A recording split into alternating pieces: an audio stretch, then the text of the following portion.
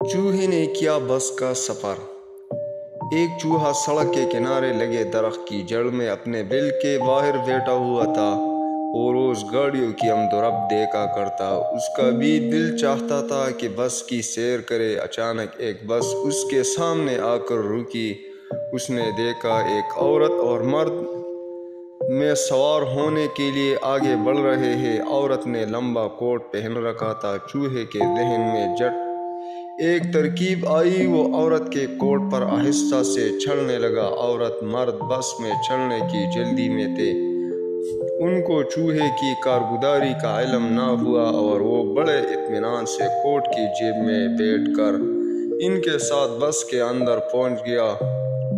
Driver نے کہا، اپنا کرایہ اس صندوق میں ڈال دے۔ چوہے نے دیکھا کہ پہلے مرد نے اور پھر عورت نے کچھ پیسے صندوق میں ڈال دیے۔ وہ سوچنے لگا کہ یہ کرایہ کیا بلا ہے۔ چوہا ڈرائیور کے پاؤں کے پاس جا کھڑا ہوا اور کئی دفعہ کوشش کی کہ اس سے کچھ کہہ سکے۔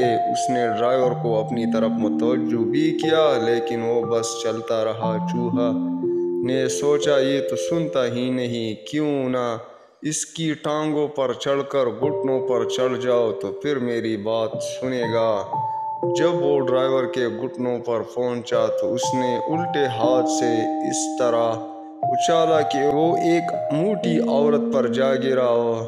وہ ایک دم چلائی ہوئی چوہا اور کھڑی ہو کر ادھر ادھر ہونے لگی۔ چوہا جٹ بھاگ کر نشتوں کے نیچے جا چھپا لیکن عورتوں میں بھگدڑ مچ گئی۔ ڈرائیور نے بس روک دی۔ سب لوگ چوہا تلاش کرنے لگے مگر وہ ایسی جگہ چھپا بیٹھا تھا کہ اس پر کسی کی نظر نہ پڑ سکی۔ جب سب لوگ بیٹھ گئے تو اس نے اطمینان کا سانس لیا۔ ڈرائیور نے بس چلا دی۔ چوہے نے ادھر ادھر سے جھانک کر باہر دیکھنے کی کوشش کی۔ نشتوں کے نیچے چل پھر کر دیکھا تاکہ باہر کا نظارہ کر سکے لیکن کامیابی نہ ہوئی۔ صرف مسافروں کے پاؤں نظر آ رہے تھے۔ اتنے میں انہوں نے ایک چمکیلی سلاخ نظر آئی جو بس کے اندر چھت تک لگی ہوئی تھی۔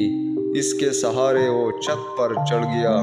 چھت پر بیٹھ کر چوہے کو باہر کی ہر چیز دکھائی دینے لگی۔ دفعتاً بس ایک موڑ پر مڑی جس سے دھچکا لگا۔ چوہا خود کو لڑکنے سے نہ بچ سکا اور گھنٹی کی زنجیر پر آ گرا۔ گھنٹی بجنی شروع ہو گئی۔ ڈرائیور نے خیال کیا کوئی مسافر اترنا چاہتا ہے۔ اگلے موڑ پر بس رک دی۔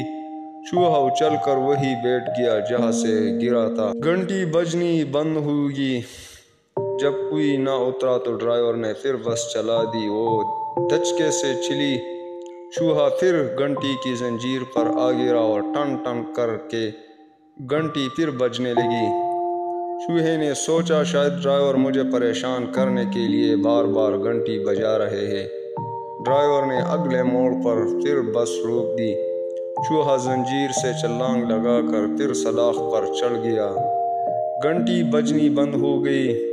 جب کوئی نہ اترا تو ڈرائیور نے بس چلا دی۔ اچانک چوہے کے کان کے پیچھے خارش سی ہوئی اور اس نے گرجنے کے لیے اپنے پاؤں اٹھایا لیکن خود کو سنبھال نہ سکا اور ایک بار پھر زنجیر پر گر پڑا۔ گھنٹی بجنے لگی۔ اس نے خیال کیا، یہ بھی عجیب بس ہے۔ ڈرائیور نے پھر موڑ پر بس روکی لیکن کوئی نہ اترا۔ چوہا دل میں کہنے لگا، بڑی سست رفتار بس ہے، اس سے زیادہ تیز تو میں پیدل چل سکتا ہوں۔ اگلے موڑ پر اتر جاؤں گا۔ چنانچہ جب ڈرائیور نے اگلے موڑ پر بس روکی تو وہ چمکتی ہوئی سلاخ سے نیچے اتر آیا اور پچھلے دروازے سے چھلانگ لگا کر باہر نکل گیا۔ نیچے اتر کر چوہے نے ڈرائیور کا شکریہ ادا کیا کہ اس نے اس سے مفت میں بس کی سیر کر دی لیکن ڈرائیور نے کچھ بھی نہ سنا اور بس چل پڑی۔ آئندہ کے لیے چوہے نے بس میں سفر کرنے سے توبہ کر لی۔